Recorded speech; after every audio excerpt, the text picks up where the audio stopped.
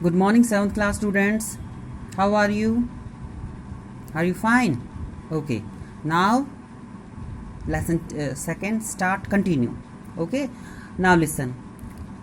पिछले जो वीडियो में है हमने एसिड्स के बारे में हमारा चैप्टर जो है एसिड बेस और सॉल्ट का है, और पिछले चैप्टर में हम एसिड्स के बारे में और एसिड्स के टाइप्स के बारे में हमने पढ़ा था। एसिड्स क्या होते हैं, उसके क्या टाइप्स होते हैं, उसके बारे में हमने पिछले जो वीडियो में पढ़ा था।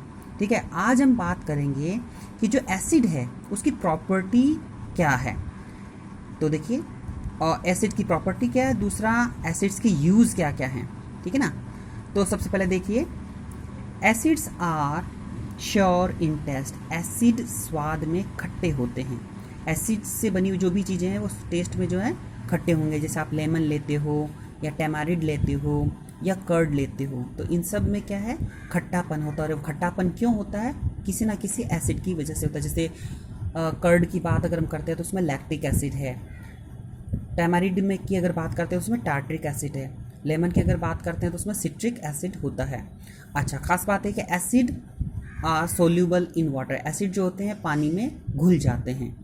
दूसरा, अगर पानी में घुलने के बाद उसके अंदर हम इलेक्ट्रिसिटी पास करें, पानी में घोलने के बाद, तो वो करंट को पास करेगा। इसलिए हम कहते हैं एसिड्स कंडक्ट इलेक्ट्रिसिटी, यानी एसिड जो है इलेक्ट्रिसिटी को कंडक्ट करते हैं। कॉरोसिव इन नेचर, यानी ये किसी चीज़ को नुकसान भी पहुंचा सकता है। जैसे मान लो आपने एसिड को किसी मेटल के अंदर रख दिया तो वो मेटल धीरे धीरे जो है ख़राब हो सकती है।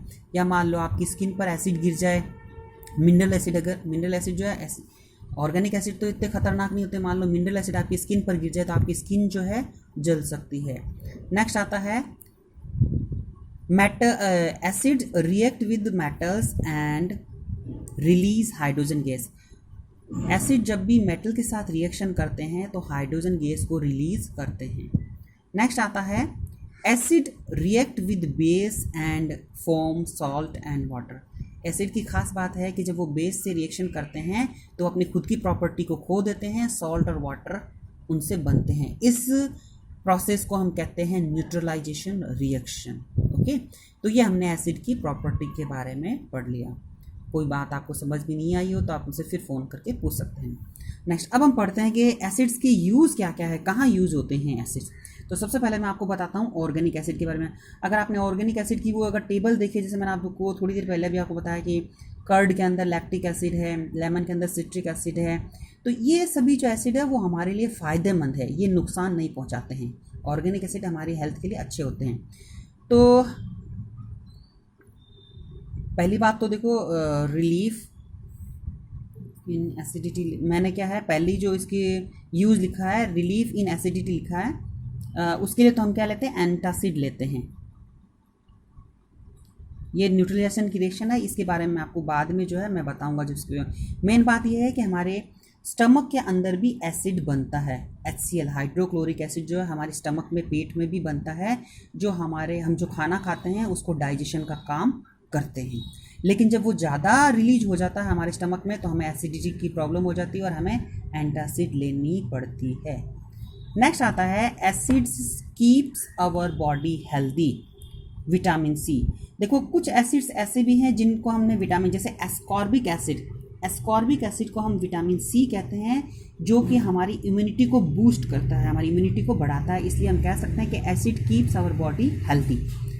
नेक्स्ट आता है some acids are ingredients of our food. कुछ ऐसे एसिड भी हैं जो हम खाने में अक्सर यूज़ करते हैं। मान लो चाउमीन बना रहे हैं या पास्ता बना रहे हैं तो हम उसमें थोड़ा सा विनेगर ज़रूर डालते हैं ताकि उसमें टेस्ट अच्छा हो जाए। तो ये हमारे खाने का एक पार्ट भी है। Next, we use acids as preservative यानी खाने को सुरक्षित रखने के लिए भी हम विनेगर को डालते हैं। जैसे मान लो आपके घरों में भी पिकल्स, अचार डाला जाता होगा, अचार के अंदर हम देखते हैं कि विनेगर को डाला जाता है ताकि वो ज़्यादा समय तक चले और ख़राब ना हो। नेक्स्ट, ये तो थे ऑर्गेनिक एसिड की बात। अब हम बात करते हैं मिनरल एसिड के बारे में। मिनरल एसिड जो होते हैं वो थोड़े से हार्मफुल होते हैं, इसलिए इनका इस्तेमाल दूसरे कामों में किया जाता है। जैसे सबसे पहले तो ब्लीचिंग एक्शन, यानी साफ़ सफाई में किया जाता है। जैसे कि मान लो आपके बाथरूम है, टॉयलेट है, उनको क्लीन करने के लिए आप जो हार्पिक लेकर आते हो उसके अंदर जो है HCl या सल्फ्यूरिक एसिड, हाइड्रोक्लोरिक एसिड या सल्फ्यूरिक एसिड उसके अंदर पाया जाता है। अब की बार जब आप खरीदें तो उसके बोतल के पीछे जो लिखे हुए इंग्रेडिएंट्स हैं आप उसमें देखें, ठीक है। और घरों में नॉर्मली जो लोकल ब्रांड में जो मिलते हैं वो उसको हम कहते हैं, वो एसिड के नाम से ही जाना जाता है, वो भी एसिड हम नॉर्मली भी इस्तेमाल करते हैं।